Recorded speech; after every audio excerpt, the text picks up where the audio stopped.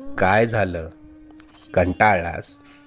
खूप प्रयत्न करतोय, पण हवं तसं यश काय मिळेना, बरोबर ना? आता ही धावपळ सोडून कुठेतरी लांब निघून जावंसं वाटतंय ना? अजून किती दिवस सोसावं लागणार हेच तुझ्या डोक्यात कायम असतं. त्याच त्याच गोष्टींना पुरता कंटाळून गेलायस तू. मला माहिती आहे, या वेदना आता तुला सहन होत नाहीये.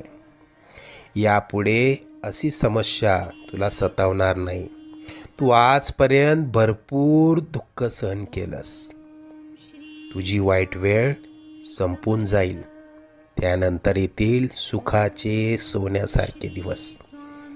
बाळा, तू प्रयत्न करत राहा.